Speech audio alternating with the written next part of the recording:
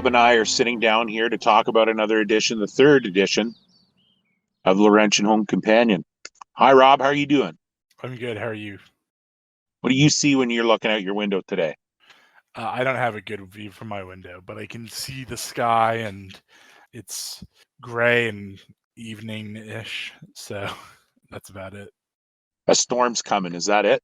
We do have a storm coming over here, so people are starting to lose their minds. I didn't plan to talk about this, Rob, but that seems to be something. People are really concerned about the weather, their immediate weather. They get excited when something different is going to happen. If the weather's going to be, you're going to have a storm, it gets people's attention.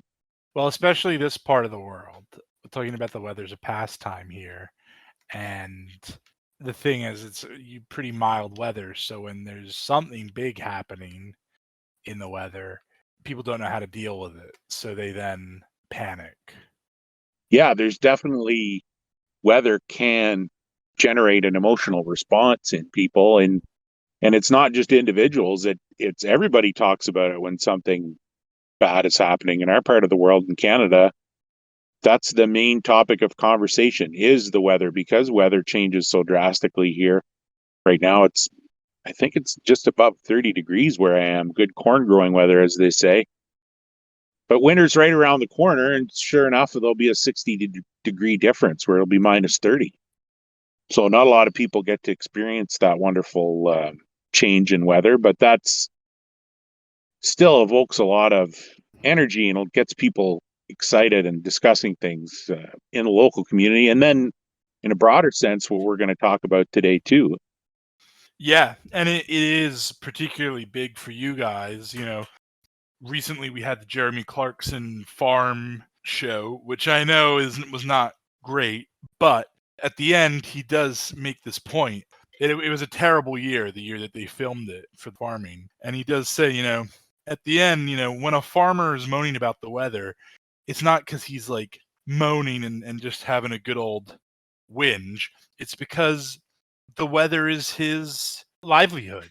And if he has bad weather and he's moaning about it, it's because he doesn't know how he's going to make ends meet that year. He doesn't know how he's going to make the payments on the tractor and how he's going to afford the designer seed next year, and a whole bunch of things feed into that. So yeah, weather is big for what we were sort of talking about, the countryside and the rural life. To go into a little bit into Clarkson's presentation that he made about farming, I don't think he was actually farming himself. I will say that much. No.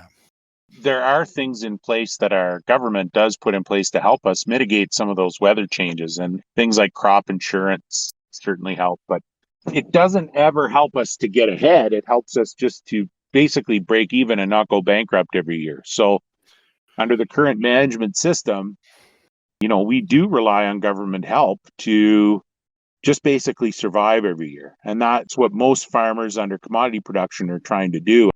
It's return to the source is what it is, that, you're basically tied to the land. And every year you're getting by, but you're never thriving. In a way, I imagine that for modern farmers, it's really similar to serfdom.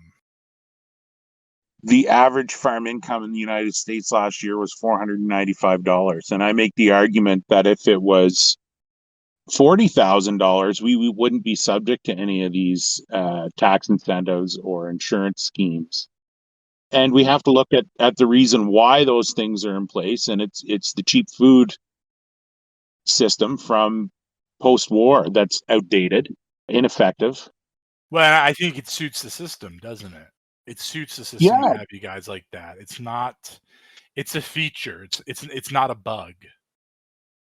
There's more fast food restaurants now in our local town than there is farms outside of it. And none of those fast food restaurants or even the family restaurants are getting any local product. It's all shipped in from a large company or large conglomerate from somewhere in the world, mostly the United States, that we're privy to in Canada. And people still eat like that, and God bless them. You and I both enjoy the odd cheeseburger, and there's nothing wrong with that. You're damn right. I enjoy a cheeseburger, Mr. Leahy. Someday we'll have a cheeseburger picnic together, I promise. but, I'll take but my shirt off and. But Randy and Leahy aside, there comes some externalities with that, and we talked about that in our last episode. That's a good recap. But one of those externalities could come. It all falls at the farmer's feet, but it could come at the feet of the environment as well. And a lot of farmers are taking the heat for it these days, literally. And we're going to talk about that today. I know we're only episode 3, but we are going to have a slightly different format because we actually have some news to talk about in the recently released climate change report, the IPCC 6 report. But before we do that, before we really start running, let's do your journal. Sure.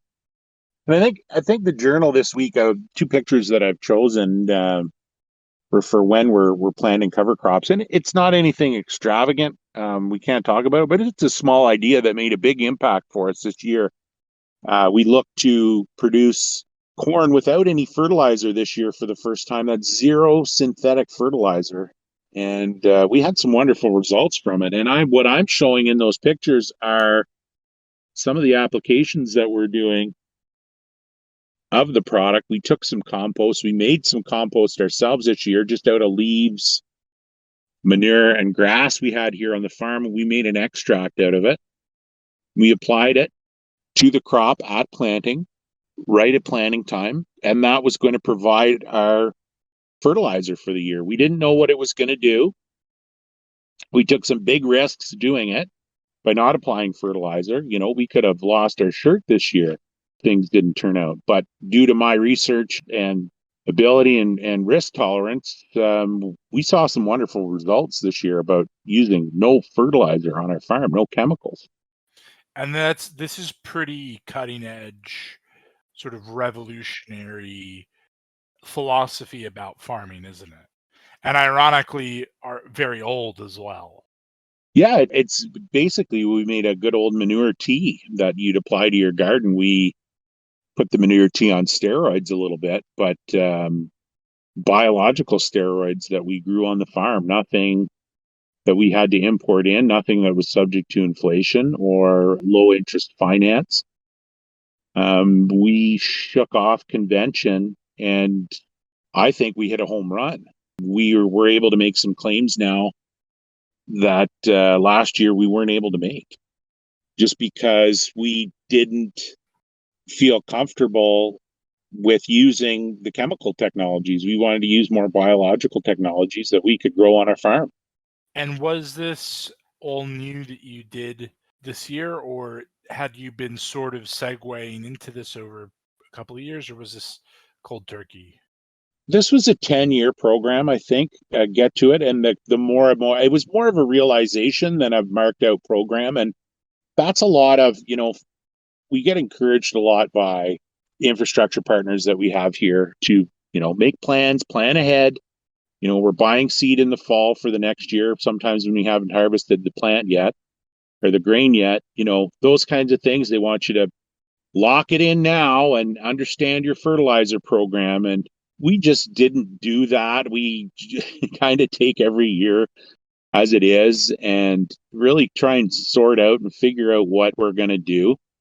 We're not interested in long drawn out conversations about the wonderful technology that these companies can provide for us. So it's been a 10-year journey, and we kind of take that as it's more of the artistic end of things than it is the scientific end of things. We want to be able to make decisions as we go, and that's what we've always done. We started with reducing tillage, and then reducing fertilizer, and then reducing spray, introducing cover crops, and now we're down to, we had to do some tillage this year for the first time because we put some acres into organic, so no pesticide.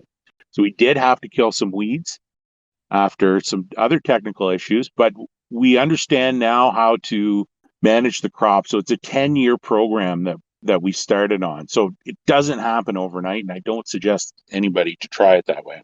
What is actually in this bucket then? This tank that you've got.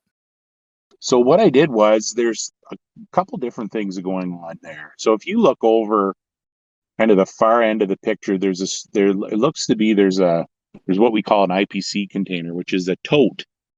And in the tote, we cut out the bottom of the tote and we put a wood pallet underneath, and we filled it full of fertilizer and ran PVC pipes into it. And these PVC pipes allowed air into the pile. It's called static composting. And we let that compost for a year in the barn, threw some worms in it this April, and it turned it into a vermicompost. We then mixed it up with a mixer in a pail, put it in a strainer, and then squeezed all the good stuff out of it into the container at the front of the tractor. Then from that container at the front of the tractor, it was pumped back in furrow. So as we were planting, the seed was going in. We were putting down about 30 gallons of water mixed with this compost extract directly in with the seed. This was planted middle of June, very, very dry conditions. And we've got the results to show it at the end of the year. It was a fantastic, fantastic experiment that really worked out for us this year. What sort of difference would you say it made on the crop? It's impossible to quantify. I know that.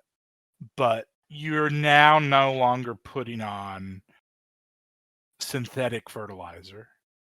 So you're no longer making unnecessary demands on the soil. So your soil is going to start recovering those parts of it that have been abused, for lack of a better word. But in terms of the yield, what sort of difference would you say it makes between what you would normally see? So if we used non-synthetics, so what we'll say, if we didn't use the extract, we have some control parts in our field where the pump didn't work. Once we figured out how the pump worked, the field looks a lot different. But I'd say there's twice the yield there for the same cost. So we bought the cheapest seed. There was no quote unquote technology in that seed, probably close to 30 to 40% cheaper than other seed that's available out there. So we did that. There was no neonicotinoids. There was no seed treatment on the seed, very plain Jane. And if we put that in just without anything, without any fertilizer in the ground, we double it. So we get the results of synthetic fertilizer without using it. And maybe even more. We'd maybe even get more out of our extract than we would commercial fertilizer. Commercial fertilizer is actually very inefficient.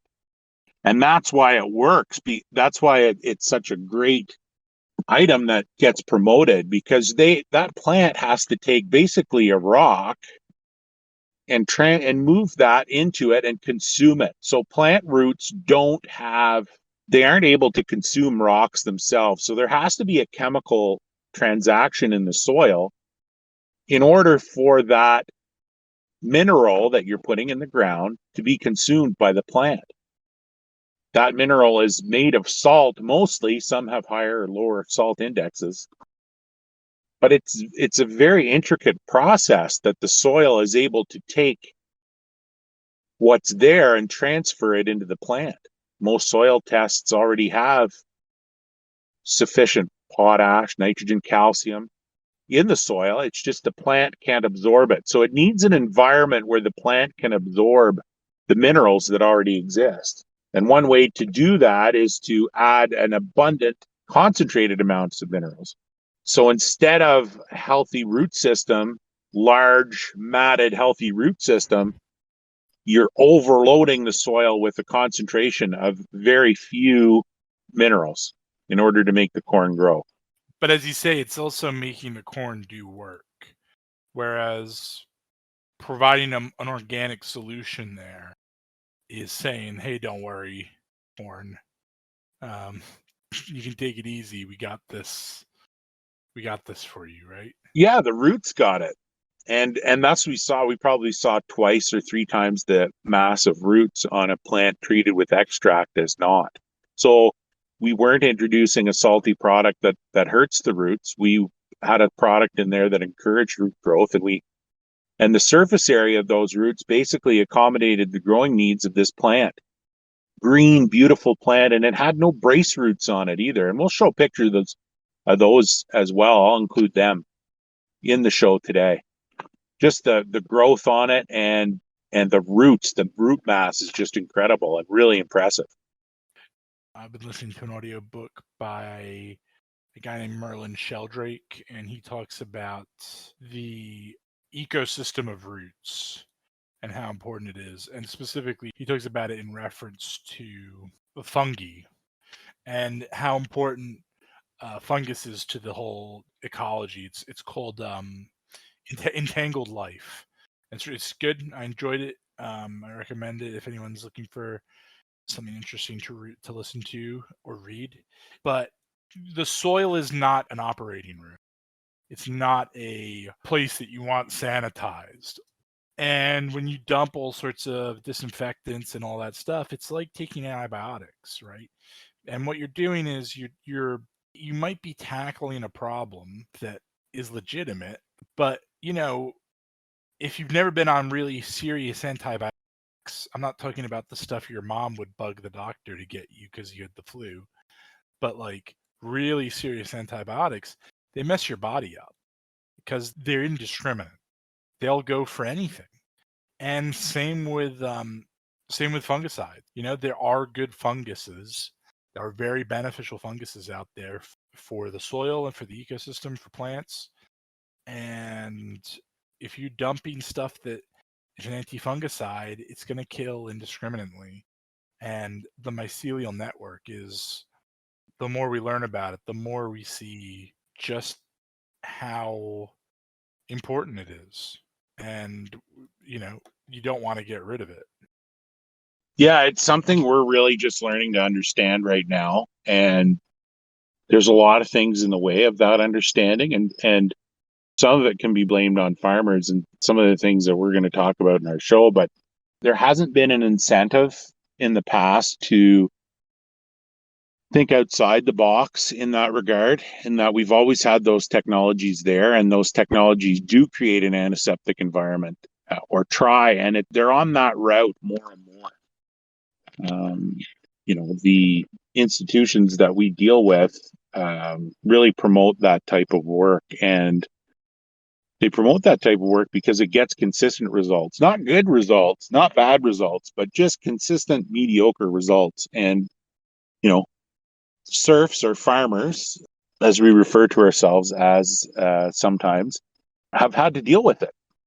And there's new technologies now, stuff that we're doing and learning about, and it has nothing to do with creating an antibiotic environment. It's actually the opposite, where we're letting the land flourish itself instead of chemicals. And it's really exciting. There's massive potential for growth in this area, and I can't wait. It's got me reinvigorated here to hopefully be able to continue on my farming career.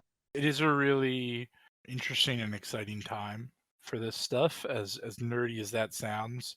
But there's all sorts of ideas that are becoming viable and acceptable, and we're learning more and more about them and how to make them work. And it is interesting, and that's what we're doing here is we're telling people about the more interesting things going on. And it transcends farming. It also goes for our understanding of, again, how ecosystems interact. Is the right word for it, Rob, meta-analysis? Are we doing a meta-analysis on food? I don't know. If you want, I mean, I won't argue with you. But I don't know. Those sorts of words, those sorts of phrases, I never know what to make of them. I always overanalyze them. I'm just a farmer, Rob. I hear these things and I have no what to. You've got to guide me on those things, Rob, because I have no idea. I just throw stuff out there and see if it sticks. Let's call it meta-analysis. And don't correct us, dear listener. Let us have this. There's a book by this guy, Merlin Sheldrake. It touches a lot of that stuff. We're discovering more and more and more about what is going on in the ecosystem and in our environment. Did you have anything else then on this? No, I think that explains what we're doing, some of the practices that we're doing, and you've put the work in to research a lot of that stuff yourself. So I must be getting through to you, Rob, that you're doing some of this stuff on your own and understanding it a lot better. And that shows just the power of the interest of this stuff, that people are out there. They want to know what we can do. They want to take action. They want to have a hand in it, and they can do it on an individual level in their own house. They don't have to go out and buy a farm and do it. We'd like them to at least grow a garden or have some chickens, but they can learn a lot about this stuff in Sheldrake's books. There's all kinds of presentations out there, all kinds of resources online, and the Laurentian Home Companion is here to guide you through it.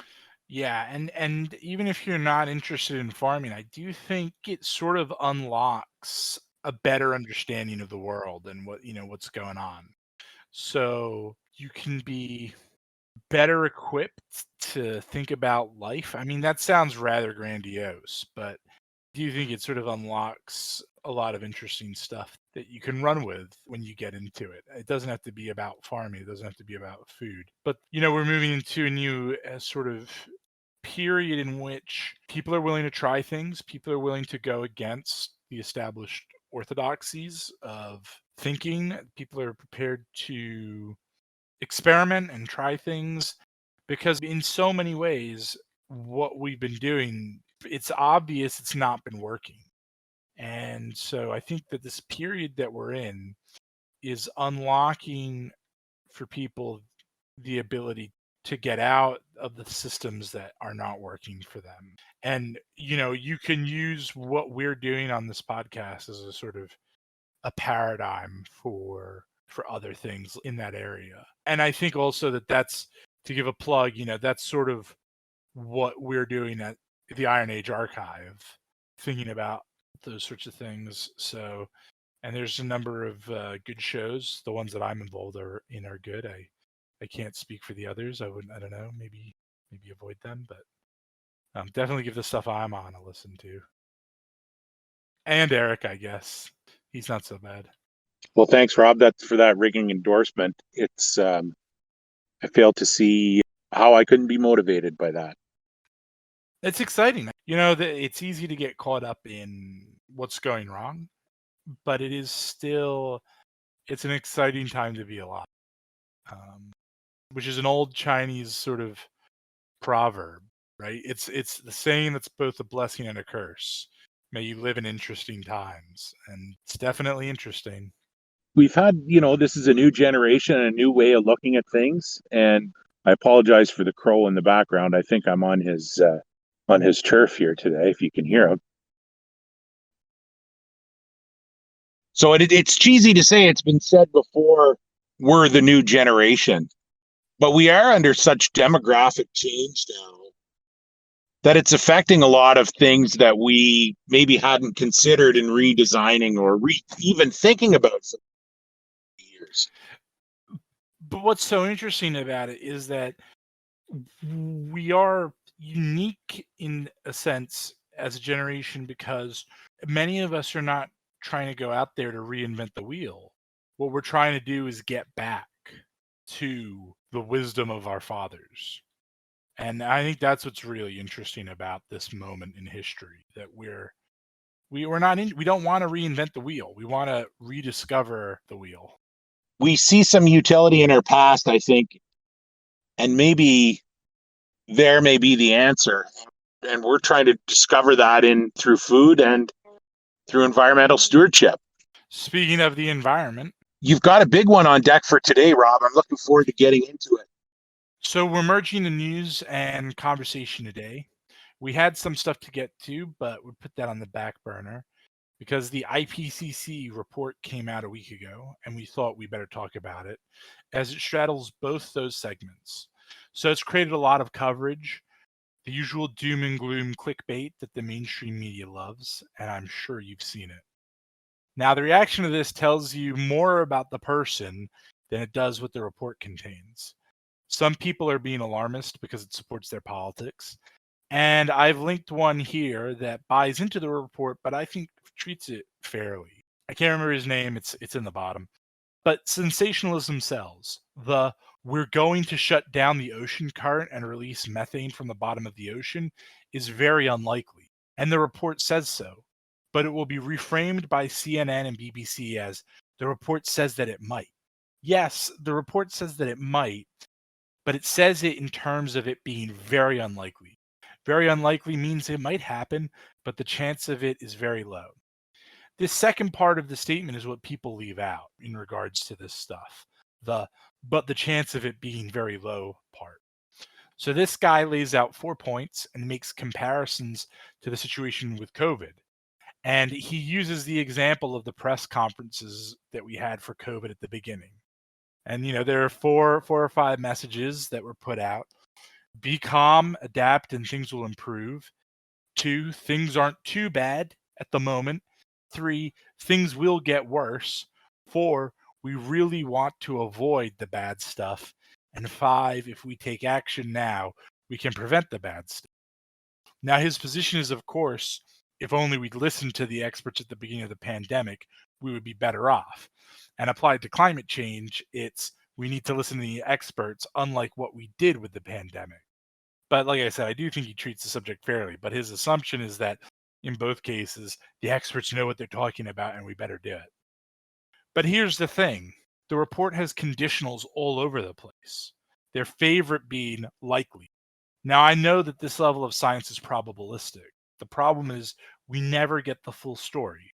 We get the people who are environmental equivalents of doomsday street preachers pushing their version of what the report contains.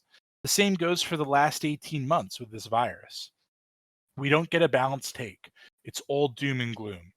And the same with the solutions to the virus. You know what I'm talking about. You know what I'm referencing, a certain type of skepticism. I don't want to say it in case it sets off anything. But we don't get balanced takes on it. It's an unquestionable good portrayed by the media. But when we hear stuff filtering through that isn't reported on BBC or CNN, this creates skepticism. Why aren't they reporting that side effect? The man on the street starts to question. Likewise with the IPCC report. If we got a fair representation of what was in the report, things might be different. But as it is, we just hear the cries of Greta Thunberg, how dare you? And this turns off reasonable people. And some of those people get driven into the arms of people who deny everything, which I don't, and I don't think you do, Erik. There's a phrase in this, though, that I find particularly troubling, which is shared socioeconomic pathways. This idea is that you better get ready for eating bugs and even higher levels of mass migration from the third world, whilst also subsidizing the third world if we're going to do anything to mitigate this. Now, I'm sure you're familiar with this idea, but you might not have known the approved Orwellian phrase. But this shared collective thing worries me. It's a black hole of money. We will never give enough. There will always be more needed. And like foreign debt, remember Live 8 back in the 2000s? If we just do it for third world countries, it seems like it ends up being a waste. If we ask them to step up, we seem to get better outcomes. The tyranny of low expectations and all that. But to tie it into farming, if we use regenerative agriculture practices, then we can do a lot to reduce carbon emissions. How? 2 big ways. First, carbon sequestration into the soil. There's massive amounts of potential to use farming in order to take that carbon that plants use to grow, to put it back into the soil. But second, go look at a map of carbon output based on the time of year. There's a massive spike during planting and harvesting. We're tilling the soil, and that is a huge part of it. So imagine the reductions if we start tilling it and let the soil recover. Which is not to say don't plant anything, because there are ways of planting that don't involve tilling the soil. And actually, they tend to suggest that it's more efficient and the crops that grow from that soil tend to do better, like we've been talking about with this more natural approach in Erik's journal. We'll get to soil in a future episode, though. Oh, and here's the third thing. Imagine growing 80% and up of everything you eat in a 50-mile radius to you, instead of shipping it in on massive container ships. And then there's the asparagus that you eat that's been flown in on a cargo plane. So we're back to what we've spent 2 episodes talking about, Erik, and what I anticipate is going to be a running theme throughout this, which is a sort of environmental localism. I'm not sure what the exact term is, but be good to your own environment. Eat stuff produced in it, and encourage Brazilians and Vietnamese and Nigerians to do the same. Eat local, eat seasonal, eat organic, eat regenerative. And here's the big thing. The solutions to this are almost certainly not going to be top-down enforced government mandates on whatever, but us making good choices at the local level and not having those choices enforced. I think the last point you made and the first point you made were very true, Rob. There's definitely cases of science that are institutional, and then there's science that's empirical evidence. And I'm not sure whatever lettered organization produced this, I'm sure they've got some very smart, clever people working for them that produce these results. However, I see these results as institutional, and there's no incentive for them anymore to produce non-favorable results. And the results that are being produced are definitely seeing a logarithmic increase in carbon production of the earth, of CO2. However, the results of that are linear. And the question is, if we are reducing carbon emissions, do the results dictate what we see? What are the results there? And I'm not here, I'm not a climatologist. I'm not here to question those institutions, but I do know enough about it to be dangerous. And it's a larger problem, has to be taken into account in how we treat the environment. There's bigger issues out there in my mind, or multiple issues out there in my mind, including climate change, that need to be addressed, and that the food system can help. I don't know the last time you looked in any kind of garbage can, but most of that waste was plastic food containers. So anytime you go to anything you eat has been probably covered in plastic at one time. It's very hygienic, or at least proposed to be. But these things are very expensive. They do preserve the food, keep it out of the air, but it also ends up in the landfill and in our oceans and seas. There's plenty of evidence out there today that shows people cleaning the seas in these plastic islands we find out in the ocean. These things are actually tangible, and we don't need any organization mandated by multinational corporations in conjunction with governments to tell us that these plastic islands exist in the ocean. They're physically there, and you can go and see them. We don't have them here at the farm, but I do know they exist. These problems can't be solved by finance-backed white papers put into policy by the Babysitters Club to enact clerical welfare for the establishment. It's a lot tougher issue than just instigating programs trying to get incentivized people to change their behaviors. It's a lot tougher, but it's also a lot more solvable issue than enacting these inhumane technocratic programs. These programs, most of them that we're under control of now, were all developed post-World War II. They were developed by people of a different time, of a different mentality, meant to address different challenges. However, a lot of those programs and structures still remain today. And it's time to move on, and climate change is a good example. These emotionally generated problems are continually fail to answer any environmental stewardship issues.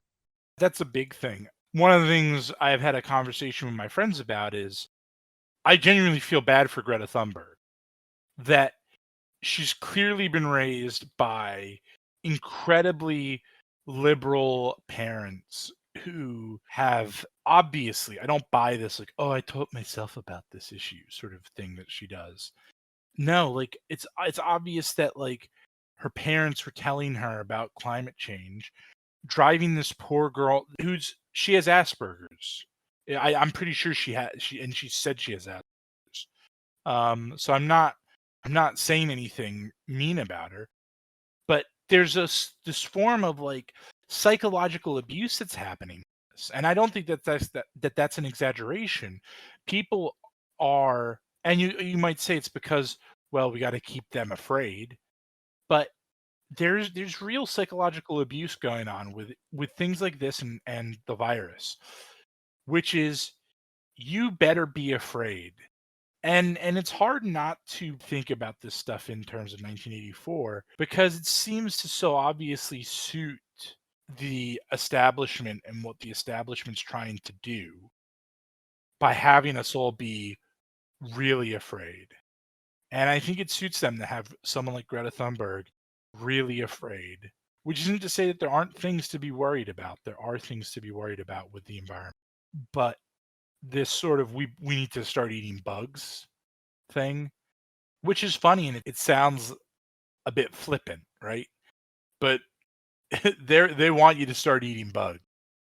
Let's take that for example, Rob. That's a big infrastructure that you have to put in place. You've got to start bug growing barns. You've got to breed the bugs. You've got to process the bugs. You got to ship the bugs. That's a pretty big project that we're trying to undertake here. A lot of research has to be done. Who are the institutions that are going to be doing these things? It's not going to be the individual empowered by new ideas that are economical and environmentally responsible in your own backyard. These are going to be grand projects that are going to be needed to fund it and fail for 20 years. I mean, what appeal would it have to any kind of large organization to not be able to generate a long-term money outlook, a long-term business plan for these? You get a couple accountants in there looking and saying, we've got this idea for producing a mycelial network in your soil that doesn't cost you anything. Nobody makes any money on that. It's hard to support infrastructure when you're just using your own brain and your own small work. So if you're trying to solve big problems with big answers, you're just going to perpetuate the problem. And this is the way these people are designed to solve problems. And yeah, poor Greta, she gets sucked into it pretty quick. But if Greta went home and planted a garden and maybe rode her bike to school, lived in a community that she was able to do that, and maybe went and worked on a farm when she was a teenager and got some local beef in exchange or milk or what have you, maybe she'd have a better, more realistic proposition to solve the world's problems. And Greta, if you're listening, we do have internships here on the farm if you want to come and find out how it's done. The highly competitive, so very prestigious internships, but don't let that put you off applying. What you say there is the same sort of principles involved with built-in obsolescence, right? It's not economical for us to build a car that lasts 50 years anymore. It doesn't. Why would we do that? We now need to build cars that need to be repaired in 2 years, because we don't make money on the cars, we make money on the repairs. Well, what about making a car that is worth, charge what it costs, and the consumer will have to learn to pay the real price for cars. And I think that's a big thing that we keep coming back to, is pay the real price. Don't fall into these traps. They're very tempting, but they're traps, and you're not going to get what you're looking for out of them if you just keep going for the cheap, easy fix. Well, it's all emotional, right? We're appealed to emotionally for food consumption. Food. Go now and buy a pizza and you'll feel great, or buy this new car, you'll feel fantastic. It's an appeal to emotion, an appeal to the fact that what they're trying to say is you're maybe a victim.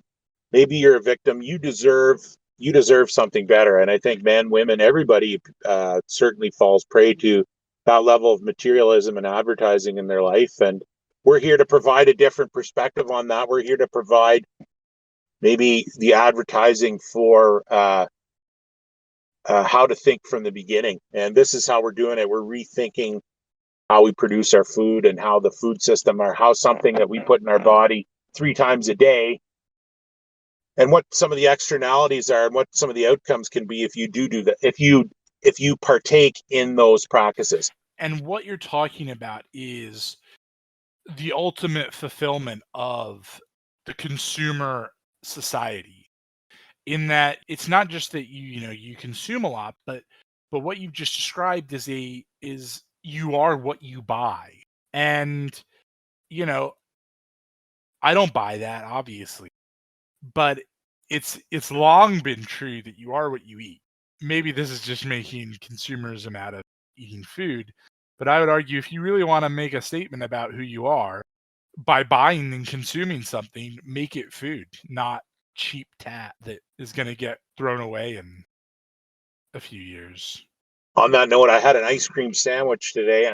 It had the Canada logo on it, and I was ashamed to say that I had anything to do with producing that ice cream sandwich. It was disgusting. I think you're going to say it wasn't organic. It wasn't a regenerative ice cream sandwich. I wouldn't even consider it food. But this week I had some nice pancetta. I had a meal with some fresh grown eggs from our farm, some milk. It was a wonderful little meal at the end of the day. And you can eat like that. And to me, that's truly what material wealth is how you eat. And Rob and I both enjoy food. Stay tuned for our cooking show, and cooking and napping show that is forthcoming on Iron Age Archive. I digress. That's only for the female viewers. That's only for Subscribe Star and Patreon. That's the gold level subscription. We'll have access to that cooking and napping show. To bring it back to the IPCC report, IPCC report and climate change, is this idea is being packaged by a large organization to solve a large problem that has deep roots in our society and culture, and it's being sold to us, and it has to be sold to us over and over and over again, because they don't have it figured out, because they don't have the solution solved. We've been talking about carbon credits for well over 20 years in the agricultural industry, and none that I know of, none have been applied. We've got large structural investment programs that are looking to access market for carbon credits, and none have been able to take hold. So we're at a loss right now as to where we are for climate change. Nobody's figured it out. In our previous episode, we talked about how these financially backed research organizations, how they influence governments, and they haven't been able to convince anybody that they have an actionable plan for the environment, let alone climate change or carbon credits or anything to that extent. We're having an election here in Canada. It hasn't come up yet. The environment is of great importance to all people. Most of these people, again, they live in cities, and I don't want to pick on people that live in cities, Rob. I mean, when they go outside, and if all you see is concrete all day, and you don't see the sun, and there's cars around you. I don't live in the city, but I've been to the city twice in my life, and it's not fun. It's not a fun place to be. So I'd attach to these great grand policies as well if I didn't have any access to opportunities in the countryside to understand anything any better. My heart goes out to people that aren't exposed to what the real environment is. And again, that's the place that you can walk to in a day and what it looks like, and not worrying about, not having altruistic views about places that are the other places or other environments that you don't have control over. I can't think of anything else, and that probably means that it wasn't worth remembering.